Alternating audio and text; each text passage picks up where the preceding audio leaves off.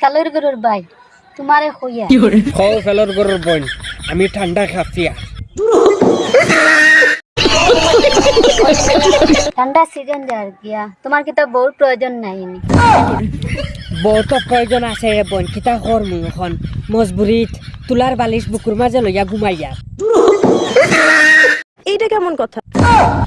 হাসাও কইয়ার রে বোন এই কেমন কথা না সত্যি কথা এই ঠান্ডার মাঝে আমার ফেলর গরুর বইনে বুঝছে দুঃখ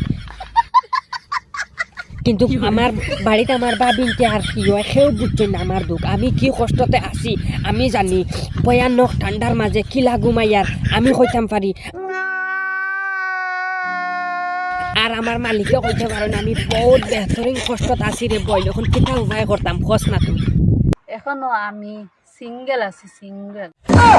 গাগলা খাইয়া যদি মানুষ ইলিশার স্বাদ পাইতো তে জিন্দগি তার ইলিশ খাইলো না নে গাগলা দিও সারা জিন্দগি চালাই লিলেও নে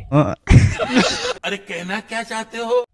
আরে আমার কত হয়েছে গিয়া এই যে গাগলার হুকইন আবার তাইন কইরা তাইন সিঙ্গেল আসইন যদি দরকার পড়ে প্রয়োজনেতে তাইন আইতে পারবা না হালার গরুর ভাই ঠান্ডার দিনে আমার একলা ঘুমাইতে ভাল লাগে না কলেরার ঠান্ডায় পাইলিছি নি তোমারে মরকির বলা আফদর বলা আচ্ছা কৌসাই খালি ঠান্ডার দিনে তোমার ঘুম লাগে না এক কাম করো লেফটিনো কল্লা আর এই উফরিতে ঠেং দিয়া আর সারা রাত পড়ি থাকো আই লাইক